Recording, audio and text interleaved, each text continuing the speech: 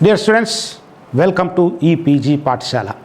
I am Professor P. Bhaskar Reddy, Department of Ancient Indian History, Culture and Archaeology, Sri Venkateswara University, Tirupati.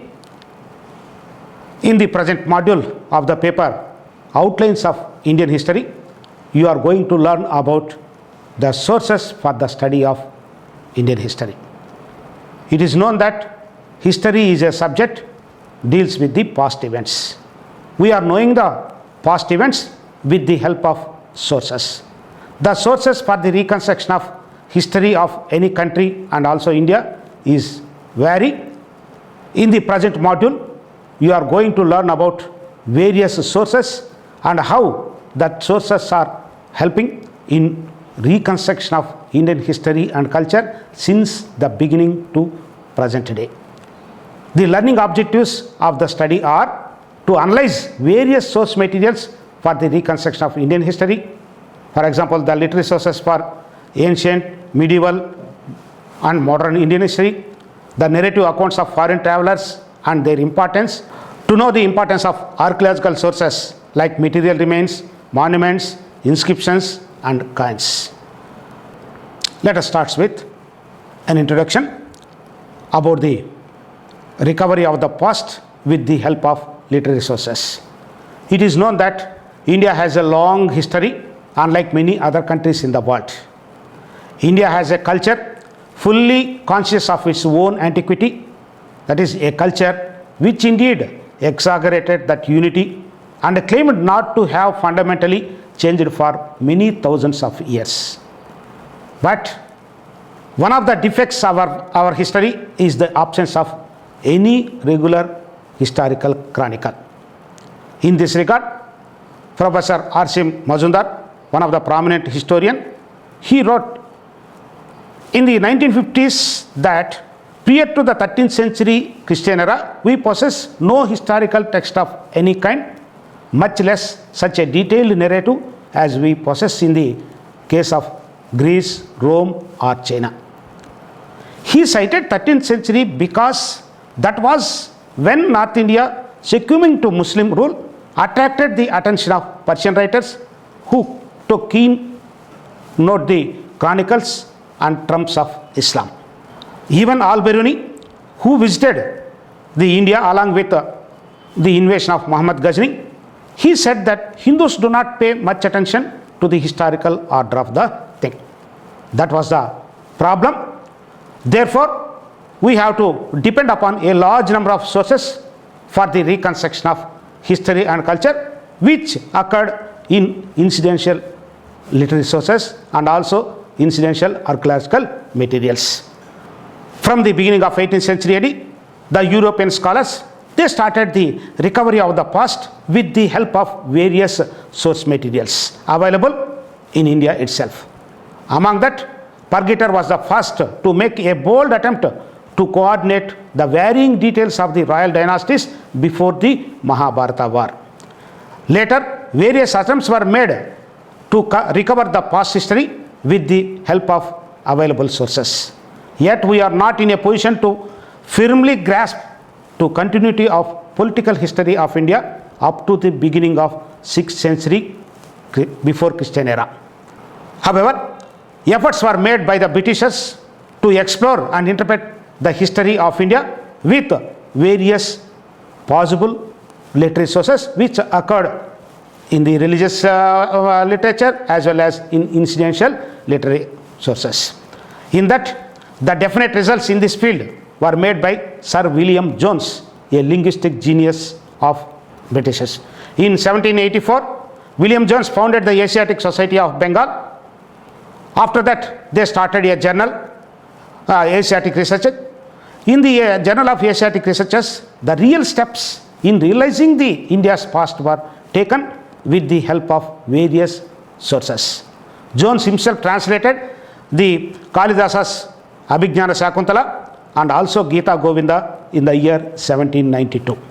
Besides Jones, another scholar, Charles Wilkins, has taken up the first translation of Sanskrit work, Bhagavad Gita, into English in the year 1784, followed by Hitopadesha in 1787. Thus, Jones and Wickens were truly considered as the fathers of Indology. After Jones and Wickens, Antiquil Duperan, a Persian scholar, published the translation of Upanishads. Another notable contribution to the Indian history was made by Max Muller, a German scholar. He translated Rigveda and also the series of sacred books of the East in English. Later on, James Bishop, the secretary of the Asiatic Society of Bengal, interpreted for the first time the earliest Brahmi script and was able to read the edicts of Asoka in the year 1837.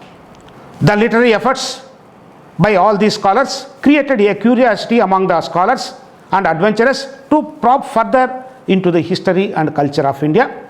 It resulted the establishment of archaeological department in the year 1862.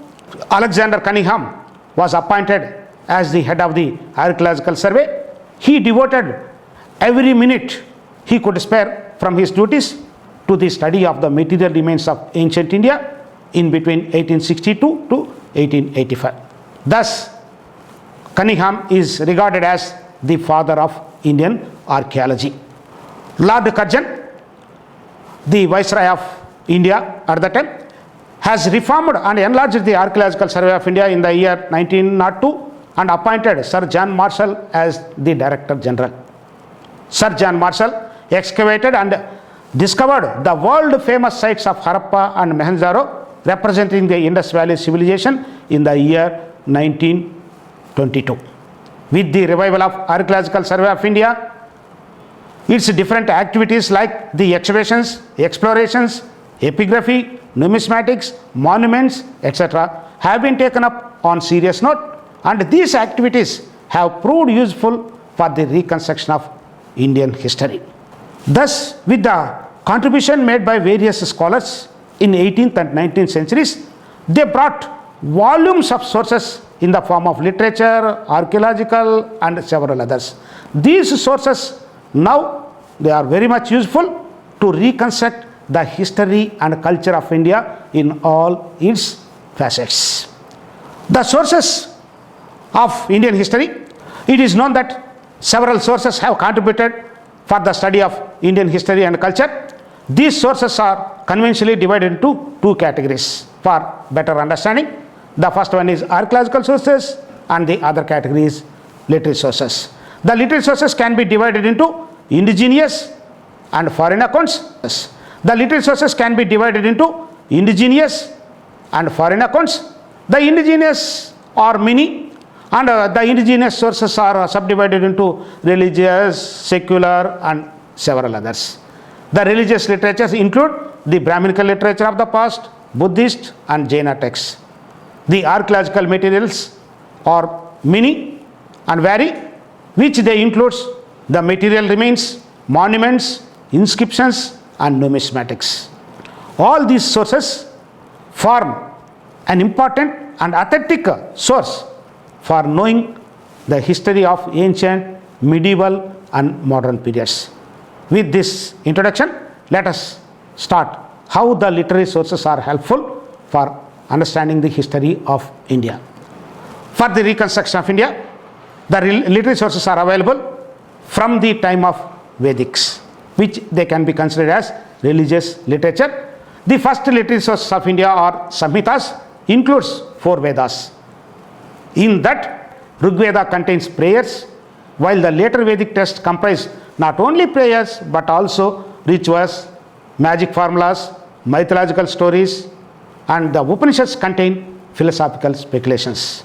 Besides these, the Rigveda provides information about the history and political system of the Aryans.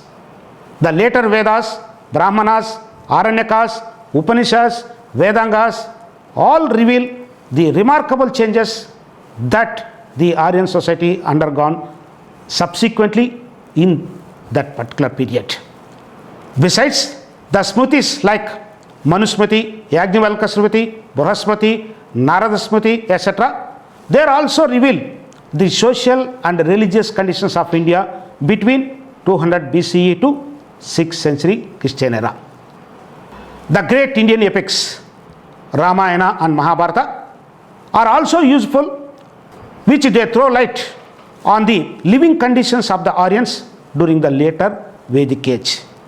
They are the authentic sources to know about various aspects of Indian polity, society, economy, ways of life, and various traditions. The Puranas were there, another important source of information, which they provide various aspects of religion and political history. The Puranas particularly provide the dynastic history of ancient India up to the beginning of Gupta rule. The Puranas have accounts of mountains, rivers, places which are also useful for the study of historical geography of India. Thus, the religious literature of ancient India, starting from Vedas up to Puranas and its allied literature, various commentaries on these works, they are all helpful to know about the history of India as well as its multi-facets of culture. Besides the indigenous religious literature, the Buddhistic literature also form an important source to know about the history of ancient period. The sacred scriptures of Buddhists are in Pali language. The Buddhist canonical literature is referred as three Pitakas. It is known that the Vinaya Pitaka is the first one, which deals with rules and regulations with the Buddha promulgated for the future discipline of monks and nuns. The other Sutta Pitaka consists chiefly of discourses delivered by the Buddha. Abhidhamma Pitaka, it contains the profound philosophy of the Buddha's teachings. The Jataka stories of Buddhists deal with the previous births of Buddha and throws invaluable light on social and economic conditions. The Milinda Panha, another important work of the Buddhists, it is a dialogue on various philosophical issues between King Milinda, that is Menandar, and the monk Nagasena. The Sri Lankan chronicles like the Deepavamsa and Mahavamsa, they contain a historical a mythical account of Buddha's life, the Buddhistic councils, the Mauryan Emperor Asoka, the kings of Sri Lanka, and the spread of Buddhism. Besides, we can quote the other works of the Buddhistic scholars like Nagarjuna, Asanga, Buddhaghosa, and the literary work Lalita Vistara and many others contain historical and geographical references about the ancient India. Besides the Buddhistic literary sources, Jainism, which gained momentum in the same period as a religious movement, they also started compiling of Jain literature. The Jain literature also contain many references of the ancient India and culture. The Jain literature is written in Ardhamagadi form of Prakrit and known as 12 Angas, compiled in 6th century Christian era. They contain many historical statements and references to the kingdoms of North India. In the field of non-canonical literature, commentaries to the Jain texts also form the most significant part. They also include the stories and historical works like Bhadrabahu Charita, Parisishta Parvana of Hemachandra, semi-historical works like Prabandha Chintamani, etc. All these literary sources form an authentic source, though they are occasional references, they are useful in reconstruction of Indian history, both political, religious, and various cultural facets. Besides the religious literature, we have a bulk of secular literature which was composed in ancient India and medieval periods. They also throw a flood of light on history and culture of the contemporary ages. The secular literature of ancient India is vast. It includes biographical works of historical persons, historical texts, literary compositions, dharma sutras, and writings of foreigners. Purely literary works as dramas and poems and works on polity, economy, and grammar carried on by the scholars of ancient India are also of valuable help. in reconstructing history and culture. Among these class, the Kautilya's Arthashastra is important one. Among the secular literary of the ancient India, we have to quote the best example among them is the Kautilya's Arthashastra, which throws a flood of light on polity and economy of the Mauryan age. The Mudra Rakshasa of Vishakadatta, it is also another important of this class of work, which it is useful to know about the conditions of the Mauryas.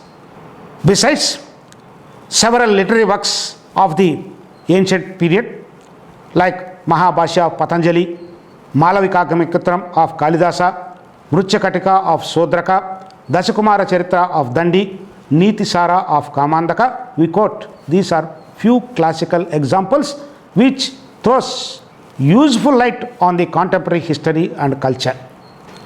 Besides, particularly the works of Kalidasa include Abhijnana Shakuntala, Vikramarasiya, Raghuvamsha, Kumarasambhava and Meghaduta. They provide us with glimpses of the social and cultural life in the age of the Guptas. Besides this type of literary works, it is known that the early medieval kings attracted writers and poets, and some of whom they started the composition of biographical works in praise of their royal patrons. Among the biographical works, the famous biographics are Banabhatta's Harshacharita, Vakpati's the Prakrut Gandhavaha, Bilhana's Vikramanka Devacharita, Chand Bardai's Pudvi Rajacharita. These are all the classical examples which they contain many references about the achievements, the greatness and various aspects of that particular kings. Among these biographical works, we have to quote the best example of the earliest historical writing is Rajatarangini, written by Kalhana. The Rajatarangini provides a connected account of the kings of Kashmir from the earliest ones of legend to the historical rulers of 12th century AD.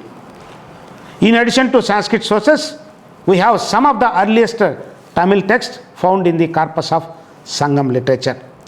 The Sangam literature throw light on the political, social, religious and cultural history of South India during the age of Pandya, Chera and Cholas. Likewise, various source materials are available to know the history of ancient India, which was purely an indigenous one. They flood much on history of ancient India in all its aspects. Besides the indigenous sources, the foreign accounts also form an authentic source and a supplementary source to know about the history of that period.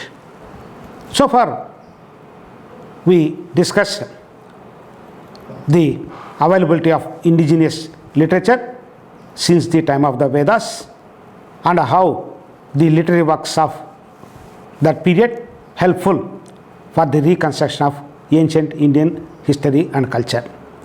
Besides indigenous literature for the reconstruction of ancient history, the foreign accounts are also helpful in similar way to know about various unknown aspects of ancient history. Among the foreign works, we have to start with the Greek accounts. The Greek and Roman Chinese visitors who came to India either as travelers or religious converts, they left behind accounts of the things what they saw. The earliest references to India in Greek texts dates from 5th century before Christian era, and their frequency increases thereafter. Among the foreign accounts of ancient India, one of the most famous work is the Indica of Megasthenes. The Indica furnishes valuable information about the system of Mauryan administration, social and economic activities. The Greek and latent texts referring to India includes the works of Arrian, Strabo, Pliny, and Periplus of the Erythraean Sea. Many Chinese monks made a long and arduous overland journeys to India from 5th century Christian era onwards. Among the Chinese travelers, the best known is the account of Fahian and Huinsang. Fahian describes social, religious, and economic conditions in the age of the Guptas. Huinsang, who visited in the beginnings of the 7th century, he presents a similar account of India in the age of Harsha. Later, the series of Arab accounts starts with the Islamic advent of India in the 8th century. The Muslim writers, particularly the Suleiman and Al-Masudi, left brief accounts of India. Al-Biruni, another important Islamic writer who came to India with the Sultan Muhammad of Ghazni, he wrote authentic account on India in the 11th century AD. His work Tarikh-e-Hind covers a large number of topics including Indian scripts, sciences, geography, astronomy, astrology, philosophy, literature, beliefs, customs, religions, festivals, rituals, social organization, and law, etc. With this discussion, I hope you may understood the availability of various literatures includes religious, secular, and foreign accounts, and how these accounts are helpful in understanding the history of ancient India. Now we may move to the sources for the medieval Indian history.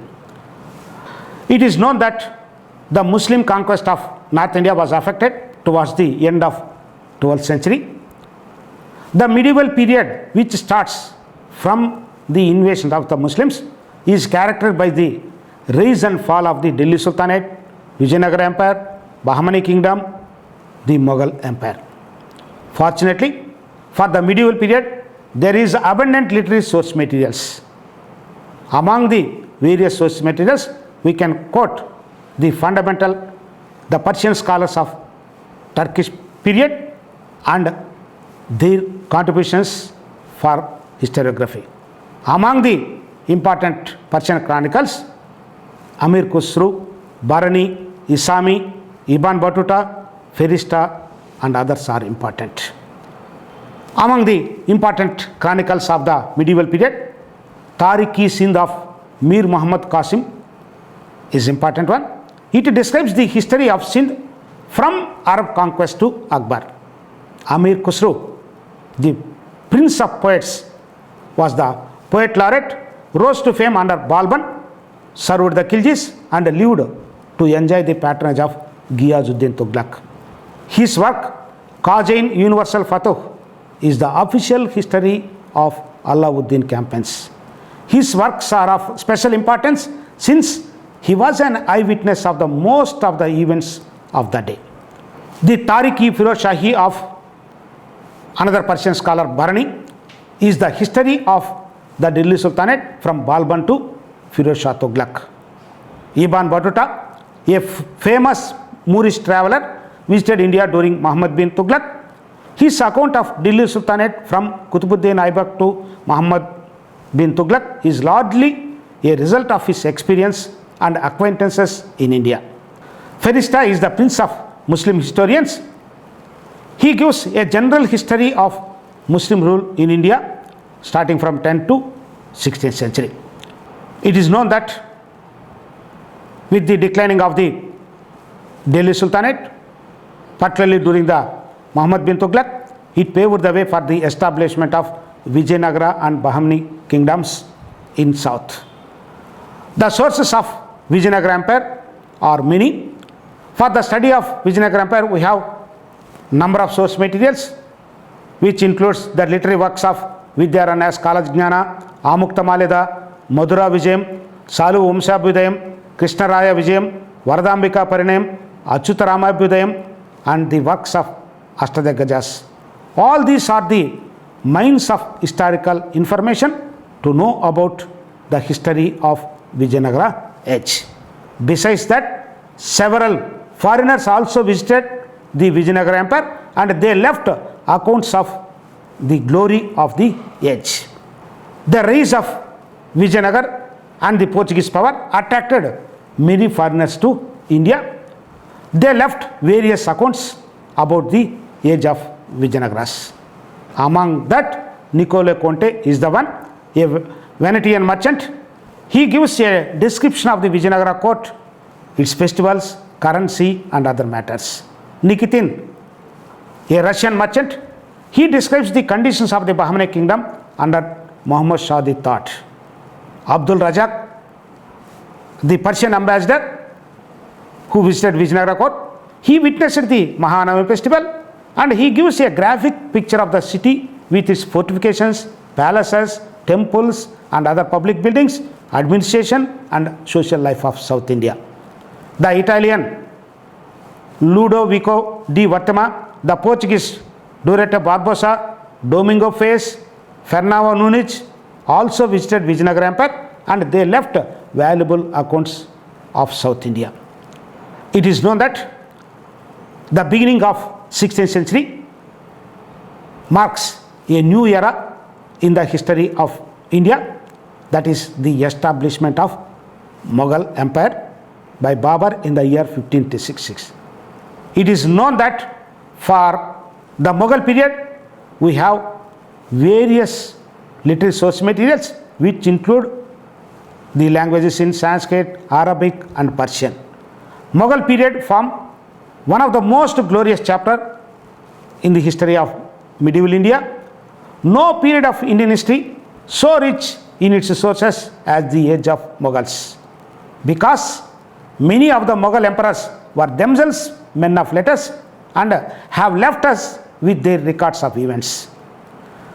Besides, the Mughal rulers also maintained court historiographers and encouraged them to write the official histories of their times. It is a known fact in the history that the 16th century marks a new beginning in its history, that is the establishment of Mughal Empire. The Mughal period formed one of the most glorious chapters in the history of medieval India. No period of Indian history so rich in its sources as the age of Mughals. Many of the Mughal emperors were themselves men of letters and have left us their records of events. Besides, Mughal rulers maintained court historiographers and encouraged them to write the official histories of their times. Among the important works, the autobiographies of Babur, Jahangir, the letters of Aurangzeb, Jai Singh are the official and authentic sources of important. Abul Fazl, one of the important scholar of the age, he is credited with having provided the most comprehensive account of the Mughal Empire in two of his celebrated works, Akbarnama and the Aini Akbari. Besides the accounts of royal dynasties, the accounts of foreign travelers and merchants also form an authentic source of information to know about the Mughal period. Among that, William Hawkins, who came on a trade mission, has left an eyewitness account of Jahangir's daily life, the Nowroz ceremony and court life. Henry Middleton has left a detailed account of the trade of the port of Surat. Sir Thomas Roe, he gave a description of the cities and of the Mughal Emperor Jahangir and princess is quite interesting. The English factor Peter Munday gave eyewitness accounts of local administration, river transport system and incidentally of the excellent inter-communal relations. Jean-Baptiste Tavernier, a diamond merchant, he gave a valuable account of the cities and the towns and contemporary trade. Thevenot, one of the merchant visitor, has left an account of the towns, ports, customs and other administrative and revenue systems. Sir William Knowles, we can quote an example. He was deputed as an envoy on behalf of the East India Company to the court of Aurangzeb to secure the most favorable conditions of the English trade. His account of South Indian towns and Mughal court is another valuable source of information. Thus, all these sources throw light on political history, conditions of the people, the state of trade and industry, and history of religious institutions and various facets of medieval Indian history. Thus, for medieval period, we have a bulk of literary sources which deal purely historical in nature, and many of the literary works dealt with the career and achievements of the kings and also various eyewitnesses of that period. Thus, medieval period is very important to know about various aspects of history and culture from these literary sources. Now, we may move to modern period. Modern period, which is an important phase in the history of India, where this period we have a bulk of source materials in various forms of literature. There is a plenty of literary source material for the British period because the archives of India containing much information on rise and fall of British power. Many servants of English East India Company have left accounts of their travel. The biographies of national leaders and others are of great value for the history of freedom movement. In that, the archaeological sources are the authentic source records to know about various historical aspects of the India during the British period. The archives, both public as well as private, form the most valuable source material for the modern industry. They provide information on every aspect of Indian history, political, administrative, constitutional, economic, social, cultural, religious, from the early days of the English settlements in India to the last date of the British Raj. The archives of the Government of India, mostly deposited in the National Archives, New Delhi, which are of primary value for the study of modern history. The archives of the states are also valuable for the reconstruction of Indian history, particularly for the modern age. The collections in the state archives comprises the records of the former British Indian provinces, the erstwhile princely states merged in the Indian Union after independence, the foreign administrators other than those of the English.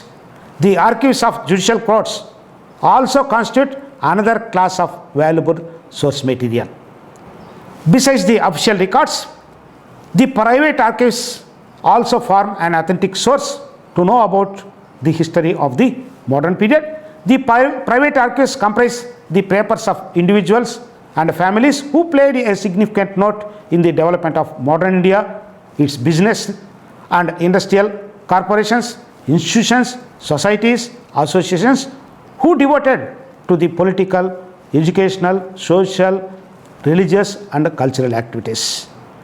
The history of Indian struggle for independence can be enriched by the use of the papers of eminent leaders of nationalist movement and records of organizations like the Indian National Congress, which are available at Nehru Memorial Museum and Library, New Delhi. So far, we analyzed various source materials starting from Vedic ages and how they form an important source for the study of ancient Indian history and culture. From that discussion, it is a known fact that for the reconstruction of Indian history of all periods, we have a bulk of source materials. If we utilize all these materials, it will help a lot to know about every aspect of history and culture of all the ages since the inception and availability of the literary sources up to the present day. Besides the literary sources, we have a bulk of archaeological source materials in various forms. The archaeological materials or authentic source material for reconstruction of Indian history, because the archaeological materials are directly related to the aspects of that particular age. The archaeological materials comprises of basically three groups: material remains, inscriptions, and coins. Let us start with the availability of material remains and how the material remains are helpful to know about the history of India, particularly the origin of our culture, civilization, and how that civilization was changed from time to time. For this, we have the material remains from the inception of the man. The ancient Indians left innumerable material remains. The earliest traces of human existence in India so far discovered go back to the period between 3 lakh to 2 lakh before Christian era. When archaeologists and historians speak of the prehistoric ages in man's past, they refer to the period when the primitive man was primarily a food gatherer or had just begun a settled life for which no written records are available. Hence, the material remains of the early man, available mostly in the form of stone tools and sometimes with the remains of animal he hunted, but they do not speak comprehensively about his life. However, the basic information provided by the tools of early man, his habitat, about the communities still in the initial stages, social development, have led to certain conclusions about variations even in the earliest cultures and cultural dawns. With the knowledge of using the material remains for the reconstruction of Indian history, which began in the beginnings of the 18th century with the efforts of European scholars, it resulted the establishment of Archaeological Survey of India in the year 1862 and its revival and expansion by Lord Curzon in the year 1902. The appointment of Sir John Marshall as the Director General paved the way for the several scientific expeditions in India. Marshall excavated and discovered the Indus civilization of Harappa and Mohenjo-daro. Later, several excavations and discoveries were conducted. The discovery of Ajanta and Ellora, the Buddhist stupas, viharas, cave and structural temples, forts, palaces, sites pertaining to Ramayana and Mahabharata have been added interesting and hitherto unknown information to our knowledge of Indian history. Thus, the monuments are underlying witness of the artistic skill of India in various fields and testify its wealth and grandeur at different epochs of history. Particularly, the stupas, chaityas of the Buddhists, the Brahminical temples, its various components like pillars, wall paintings, statues. Later on, the construction of the forts, palaces, and various ornaments found in these excavation sites have been found in different places in India. They constitute one of the most important sources of information regarding the cultural history of ancient and medieval India.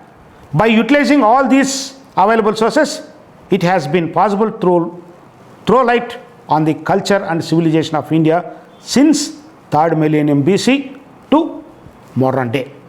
Besides the material remains and monuments of various categories, the inscriptions, another group in the archaeological materials, form an authentic source of information to know about political, social, religious, and cultural history of respective periods, because the inscriptions were issued by directly either the royal families or the public. Whatever it may be, they contain a mine of information about these aspects. Particularly, the inscription means any writing that is engraved on materials like stone, wood, metal, ivory, plaques, bronzes, bricks, clay shells, or pottery, whatever it may be. The study of inscriptions is known as epigraphy. The inscriptions, being contemporary records, have provided a source of highest value for the reconstruction of political and cultural history of ancient and medieval India. Though the earliest recorded evidence of writing can be seen on the seals and sealing of the Harappan culture, these writings are yet to be deciphered. Several Indian and Western scholars have attempted to read the Indus script, but still it is in vain. In the group of archaeological sources, besides the material remains and monuments, inscriptions form an authentic source of information which they contain various aspects of ancient and medieval history. Let us know when the inscriptions were started, from which period the inscriptions are available to know about the Indian history. It is known that an inscription is any writing that is engraved on stone, wood, metal, ivory plaques, bronze statues, bricks, shells, clay materials like pottery, etc. The study of inscriptions is known as epigraphy. The inscriptions, being contemporary records, have provided a source of highest value for the reconstruction of political and cultural history of ancient and medieval India. Though the earliest recorded evidence of writing can be seen on the seals and sealings of the Harappan culture, these writings are yet to be deciphered. Several Indian and Western scholars have attempted to read the Indus writings, but still it is in vain. The inscriptions formerly two groups. They include stone inscriptions and copper plate grants. Have a look at the copper plate inscriptions and stone inscriptions and the inscriptions on temple walls. The earliest deciphered inscriptions in India belong to Mauryan Emperor Ashoka. The Ashokan edicts were first deciphered by James Bishop in the year 1837. The Ashokan edicts describe in detail Ashoka's views about Dhamma, an earnest attempt to solve some problems that a complex society faced. In the edicts, Ashoka refers himself as Devanam Priya, that is, beloved of gods. The scripts used in the Ashokan period were Brahmi, Kharoshthi, Greek, and Aramaic scripts, whereas Prakrit was the common language which used in India. The Ashokan edicts are followed by the stone inscriptions pertaining to Satavahana age in south and Sungas in northern India. These inscriptions refer the name of the king, his titles, regnal years, reflecting the socio-economic and religious conditions prevailing in the respective empire. Among the various inscriptions available for the ancient period, some inscriptions are peculiarly in Prashasti nature, that is eulogized, recording the achievements of kings and conquests.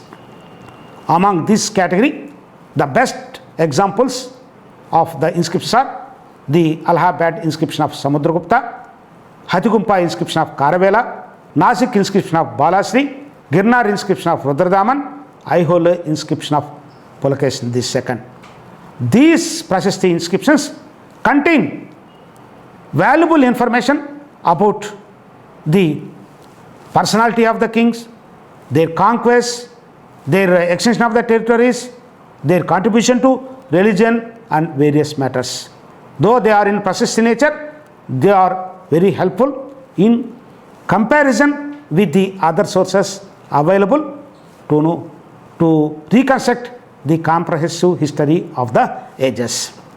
Afterwards, the inscriptions began to be composed in regional languages, particularly from 9th to 10th century onwards. The inscriptions, sanads, farmans of the Muslim dynasties were either in Arabic or Persian or in Urdu languages. Thousands of inscriptions are available for the medieval period to know about the history and culture of the medieval period. Besides the royal edicts, Donative records refers to gifts of money, cattle, land for religious purposes. These type of donative records recording the land grants made by chiefs and princes are very important for the study of land system and administrative arrangements of the ancient and medieval periods. They also furnished us with the names of the kings, boundaries of the kingdoms, and this information is useful for the confirmation of the dates and clues to many important events of history. The inscriptions of the private individuals are engraved in temples or images of stones. They have provided us information concerning dates of construction of the temples, the development of art and architecture, and also the culture of different regions. Thus, the inscriptions are available to the reconstruction of Indian history from the Mauryan age, and we have number of inscriptions, both royal as well as private records, which they form an authentic and reliable source of information to know about all its aspects. Besides the inscriptions, another archaeological material, numismatics, also form an important source for the reconstruction of Indian history. Numismatic is the science of the study of coins. Before the coins were introduced, the barter system, that is exchange of goods, was prevalent in ancient India. Later, the coins made up of several metals like gold, silver, copper, and other materials of different periods are discovered in various Indian subcontinent. The earliest coins so far available in India are Panchmarked coins. Panchmarked coins were the first coins made in silver and copper, were in circulation during the time of Mahajanapadas. All the important dynasties of ancient and medieval India had their own coinage. Most of them were issued by the rulers, containing dates, figures, legends, gods, symbols, etc. The vast and variety of coins issued by the Indo-Greeks, Shakas, Shatavahanas, Kushanas, and Guptas of ancient India help us to build up the history of respective dynasties. Besides the Indian coins, the flourishing of maritime trade and commerce in ancient India is attested by the discovery of Roman gold coins. The Delhi Sultans and Mughals in medieval India have introduced standardization in their currency.